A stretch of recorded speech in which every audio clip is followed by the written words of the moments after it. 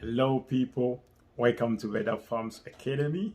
My name is Kennedy, a Kenyan poultry farmer and also a U.S. Navy veteran.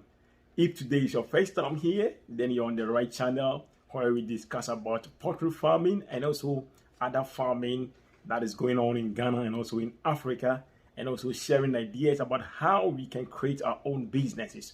Maybe this is your first time here, but what we do here is to encourage one another and also let you know any business that you want to start, you can do it. Maybe you are in abroad, maybe you're in Ghana, a young guy, you want to do anything, that you can also do it, because some of us started it some years ago, and by the grace of God, we are doing it. So you can also do it. Now, let's go to today's topic very quick. That is very interesting. I know maybe you've seen the topic already.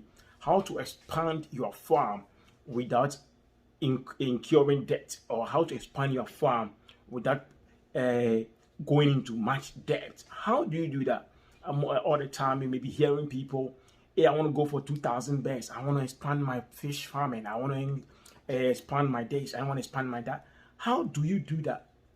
By the same way, reducing the debt. Because I remember at times people come to me, call me, hey Ken, I'm trying to expand my poultry farm, and with the day, maybe I'm also afraid that I'm going to incur a lot of costs. And what is the right time? What is that? What is that? And at times I share with them. But today I'm going to tell you how to expand your poultry farm anywhere that you are without going into much debt. It's a very business strategy. If you use it, it's going to help you. So let's go into it. One, don't buy birds, or don't buy birds that are have more than what you have. Let me take it again. Don't buy birds that are more than half of the birds that you have. Like, let's say if you have 2,000 birds, or let's say 4,000 birds. Let's use 4,000 birds. Don't go in for 2,000 birds. The probability of you going into debt, it will be very high. So if you have 4,000 birds and you are trying to expand, and you go for 2,000 birds, that 4,000 birds is not possible for them to care for themselves and care for that other birds. Because if 4,000 birds are going to buy their own feed, going to buy their own medication, going to pay their workers over there, and still care for the 2,000 birds, their weekly feed, they are not able to do it. Some years back, it was possible, but now it's not. Because if every week 1,000 birds are eating, like, let's say 3,000 Ghana cedis, let's say into like dollars, it's like $700 or $750. And the amount of money that you'll be making from that 4,000 birds every week will not be up to that amount. So if you have 4,000 birds and you try to go in for 2,000 birds, you'll be at a loss. Because at the end of the day, that's 4,000 birds, their profit cannot care for that birds.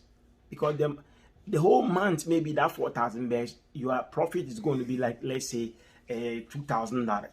And the new bird, the 2,000 birds, you are incurring maybe every week, their feed and everything is costing you like, let's say, $800. So by the time you know, you're going to cost, you're going to loss. So if you're going to repeat the same thing for almost 20 weeks, that is going to be a very big disadvantage to you. So what is the solution? If you have 4,000 birds, my best advice for you is to maybe go for 1,000. Because the 1,000, you can use the profit that is coming from the 4,000 birds to care for them. That one is possible. So don't buy birds that are half of the birds that you have. If you have 4,000, don't go for half of them. If you have 10,000 birds, don't go and bring 5,000 birds. It's not possible. If you have 10,000, let's say 20,000 birds, don't go and bring 10,000 birds. You can't. It's going to be burden on you. So that is one thing to do to avoid cost. As I always say, we are here to encourage. So I'm not going to allow you to, or I'm not going to leave you to go into debt which you cannot pay at the end. So people, that's one thing.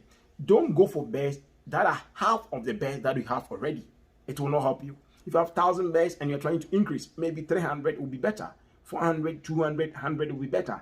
If you go for 500, unless you have something, which I will come to that. So the next point, I have what the points here. So the next point is, if you don't have birds that are laying for you, don't increase it.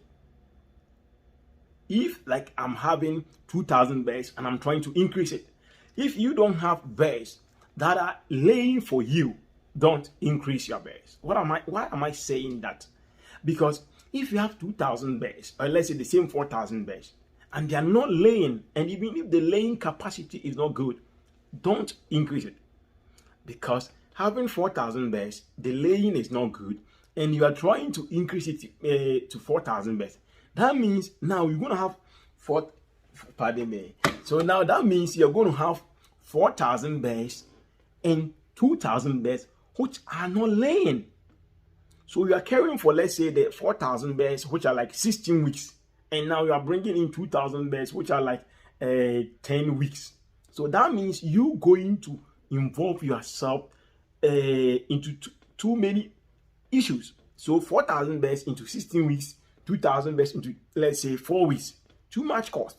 So you don't want to go into that. So end of the day, you are spending much feed and nothing is coming into your pocket. So if you don't have birds that are laying for you, don't go for that. Don't try to expand your farm.